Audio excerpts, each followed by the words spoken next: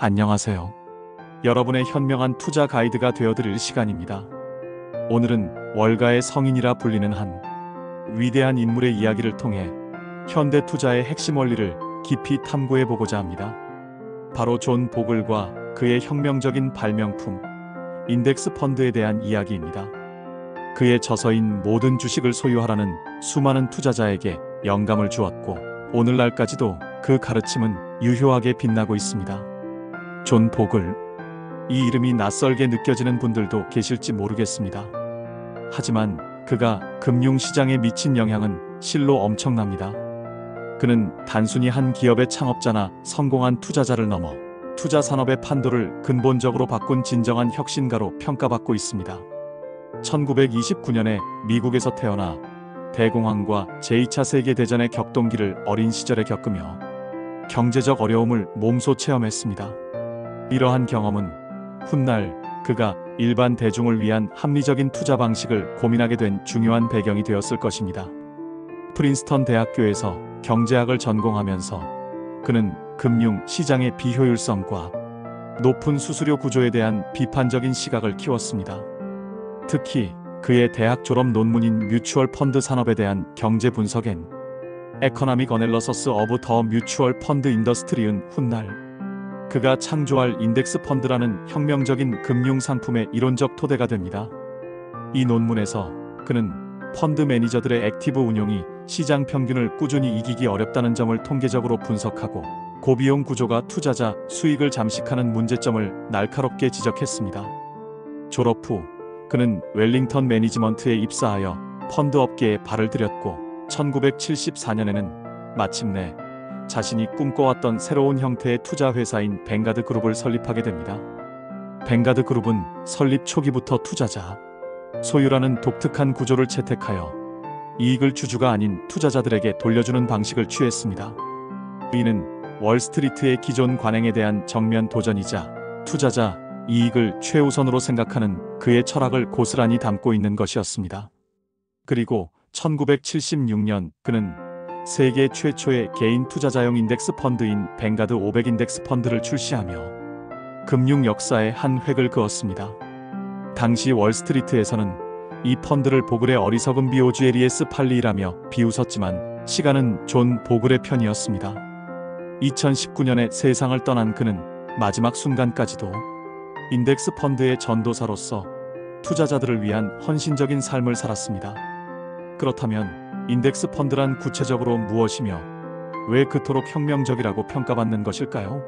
쉽게 설명하자면 인덱스 펀드는 특정 주식 시장 지수, 예를 들어 미국의 S&P 500이나 한국의 코스피 200과 같은 지수의 움직임을 그대로 따라가도록 설계된 펀드입니다. 일반적인 액티브 펀드는 숙련된 펀드 매니저가 직접 기업들을 심층 분석하고 미래 가치를 예측하여 어떤 주식을 사고 팔지 능동적으로, 즉 활동적으로 결정합니다. 이 과정에서 펀드 매니저의 전문적인 지식, 시장 통찰력, 그리고 때로는 직관이 중요하게 작용하며 이를 통해 시장 평균 수익률을 초과하는 알파 수익을 창출하려 노력합니다. 하지만 인덱스 펀드는 이러한 액티브 운용 방식과는 근본적으로 다릅니다. 펀드 매니저의 주관적인 판단이나 시장 예측보다는 사전에 정해진 지수의 구성 종목과 그 비중에 따라 기계적으로 주식을 매수하고 매도하며 리밸런싱하는 수동적인 패시브 운용 방식을 취합니다. 즉, 시장 전체의 흐름을 거스르지 않고 그 흐름에 몸을 맡기는 전략인 것입니다. 이러한 수동적 운용 방식의 가장 큰 장점은 바로 비용 효율성에 있습니다. 존 보글은 투자자들이 고액의 운용 보수, 거래 수수료, 그리고 기타 숨겨진 비용들로 인해 정당하게 벌어들인 수익의 상당 부분을 잃어버린다는 사실을 통계적으로 증명했습니다. 그는 펀드 매니저의 활발한 개입과 잦은 거래가 줄어들면 그만큼 인건비와 거래 비용이 절감되어 펀드의 총 운용 비용을 현저히 낮출 수 있다는 점에 주목했습니다. 실제로 인덱스 펀드는 일반 액티브 펀드에 비해 연간 운용 보수가 10분의 1, 심지어는 100분의 1 수준으로 훨씬 낮은 경우가 많습니다. 이 낮은 수수료는 단기적으로는 미미해 보일 수 있지만 장기적인 투자 기간 동안 복리 효과와 결합되면 투자자들의 최종 수익에 엄청난 차이를 만들어냅니다.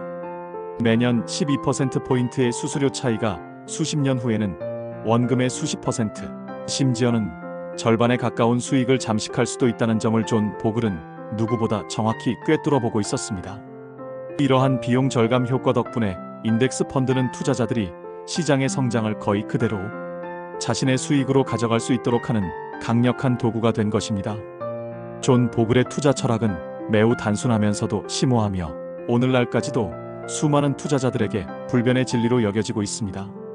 그의 철학의 핵심은 바로 시장을 이기려 하지 마라, 시장과 함께 가라는 것입니다. 대부분의 투자자들은 시장 수익률을 꾸준히 초과하는 알파를 추구하며 적극적인 투자를 감행하지만 존 보글은 통계적으로 장기적으로 볼 때 시장 전체를 꾸준히 이기는 것은 극히 어렵고 극소수의 펀드 매니저만이 가능한 일이라고 보았습니다.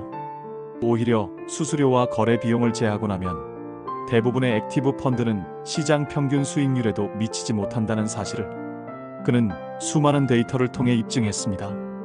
따라서 그는 시장 전체의 평균 수익률을 추종하는 것이 대부분의 개인 투자자에게 가장 현명하고 현실적인 전략이라고 강조했습니다. 그는 투자에 있어서 시간의 힘과 복리의 마법을 누구보다 강조했습니다.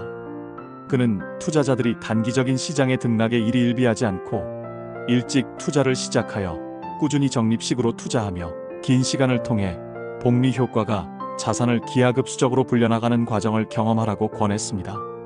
주식 가격의 단기적인 움직임을 예측하려고 애쓰거나 지금이 저점이다 혹은 지금이 고점이다와 같은 비이성적인 판단에 휩쓸리기보다는 확고한 투자 철학을 갖고 흔들림 없이 장기적인 관점에서 투자를 유지하는 것이 중요하다고 끊임없이 설파했습니다. 그의 철학은 소유의 개념에도 연결됩니다.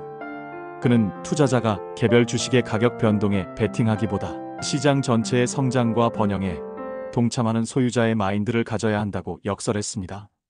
이는 곧 투자자가 단기적인 시장의 소음으로부터 벗어나 인내심을 가지고 장기적인 관점을 유지할 수 있도록 돕는 강력한 지침이 됩니다. 여기서 한 가지 흥미로운 점은 존 보글이 자신이 창시한 인덱스 펀드와는 달리 ETF, 즉 상장 지수 펀드에 대해서는 다소 부정적인 입장을 취했다는 사실입니다.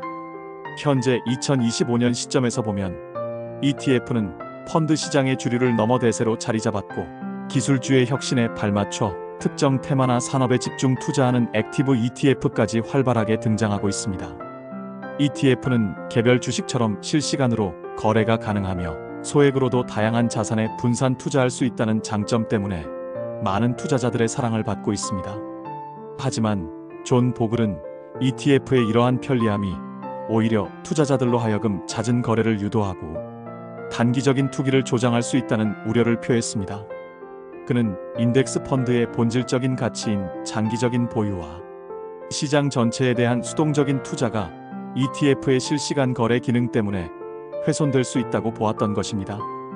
그가 추구했던 인덱스 펀드의 본질적인 목적은 저렴한 비용으로 시장 전체에 분산 투자하여 장기적인 수익을 추구하는 것이었지, 시시각각 변하는 시장 상황에 따라 매매를 반복하며 단기 차익을 노리는 것이 아니었습니다. 물론 현재의 ETF는 존 보글이 우려했던 단점을 보완하며 진화하고 있지만 그의 이러한 비판은 투자자들이 ETF를 활용할 때에도 장기적인 관점과 수수료 절감이라는 인덱스 투자의 기본 원칙을 잊지 않아야 함을 상기시켜줍니다. 2025년 현재 금융시장은 기술의 발전과 정보의 홍수 속에서 그 어느 때보다 빠르게 변화하고 있습니다. 하지만 존 보글이 수십 년 전에 제시한 인덱스 펀드의 가치는 여전히 확고하게 유지되고 있습니다. 물론 펀드 시장은 ETF를 중심으로 크게 재편되었습니다. 스마트폰 앱을 통해 클릭 몇 번으로 전 세계 다양한 국가의 주식, 채권, 원자재, 심지어 부동산에까지 쉽게 투자할 수 있게 되었고, 그만큼 투자자들의 선택의 폭은 비약적으로 넓어졌습니다. 하지만 이 모든 변화의 기저에는 존 보글이 그토록 강조했던 저비용으로 시장 평균 수익률을 추구하는 인덱스 투자의 정신이 여전히 강력하게 살아 숨쉬고 있습니다. 특히 AI 기반의 투자 자문 서비스나 로보 어드바이저의 등장도 인덱스 투자 철학과 궤를 같이 하고 있습니다. 이들은 대부분 낮은 수수료로 분산 투자를 권장하며 개인 투자자들이 복잡한 시장 분석 없이도 합리적인 포트폴리오를 구성할 수 있도록 돕습니다. 이는 존 보글이 꿈꿨던 모든 사람이 손쉽게 투자에 참여하여 부를 이룰 수 있는 세상과 맞닿아 있습니다. 실제로 2025년에는 존 보글 부의 마인드라는 제목으로 그의 저서가 국내에 출판될 정도로 그의 철학은 시대를 초월하여 오늘날에도 수많은 투자자들에게 깊은 영감을 주고 있습니다. 그의 책들은 단순한 투자 기법을 넘어 인생을 살아가는 지혜와도 같은 가르침을 담고 있습니다. 많은 금융 전문가들과 학자들은 여전히 인덱스 펀드와 ETF를 활용한 투자를 일반 개인 투자자들에게 가장 합리적이고 효과적인 방법으로 추천하고 있습니다. 특히 바쁜 일상 속에서 개별 기업의 실적이나 거시 경제 지표를 일일이 분석할 시간이 없거나 투자에 대한 전문 지식이 부족하여 어떤 종목을 선택해야 할지 막막한 분들에게는 인덱스 투자가 더할 나위 없이 좋은 투자 수단이 됩니다. 이는 불필요한 고민과 리스크를 줄여주면서도 시장 성장의 과실을 고스란히 누릴 수 있게 해주기 때문입니다. 워렌 버핏과 같은 전설적인 투자자 또한 일반 투자자들에게는 저비용 인덱스 펀드 투자를 강력히 권유하며 존 보글의 철학에 힘을 실어주고 있습니다. 존 보글의 위대함은 단순히 하나의 금융 상품을 개발한 것에 그치지 않습니다. 그는 금융 산업이 극소수의 특권층이 아닌 모든 투자자들을 위해 존재해야 한다는 확고한 신념을 가지고 있었습니다. 그는 월스트리트의 탐욕과 복잡성, 그리고 불투명한 수수료 구조 속에서 일반 투자자들이 정당한 부를 축적할 기회를 잃지 않고 공평하게 참여할 수 있는 길을 열어주었습니다. 그의 인생과 투자 철학은 우리가 투자를 바라보는 시각을 근본적으로 변화시켰으며 금융 민주화라는 거대한 흐름의 초석을 놓았다고 해도 과언이 아닙니다. 그는 마지막까지 투자자들의 편에 서서 금융 시장의 건전한 발전을 위해 목소리를 높였습니다. 결론적으로 존 보글은 인덱스 펀드라는 혁명적인 도구를 통해 금융 시장에 진정한 민주화를 가져왔습니다. 그의 투자 철학은 시대를 초월하여 오늘날 2025년에도 여전히 많은 투자자들에게 강력한 지침이 되고 있습니다. 복잡하고 예측 불가능한 시장 상황 속에서도 흔들림 없는 원칙을 제시하며 투자자들에게 겸손함과 인내심, 그리고 장기적인 관점의 중요성을 일깨워 주었습니다. 앞으로도 인덱스 펀드는 합리적이고 현명한 투자자들에게 가장 중요한 선택지로 남아있을 것이며 존 보글의 가치 투자 원칙은 영원히 빛을 발할 것입니다. 부디 이 방송을 통해 여러분의 소중한 자산을 꾸준히 키워나가고 경제적 자유를 향한 여정에서 한 걸음 더 나아가시길 진심으로 바랍니다. 다음 시간에도 유익한 정보로 찾아뵙겠습니다. 감사합니다.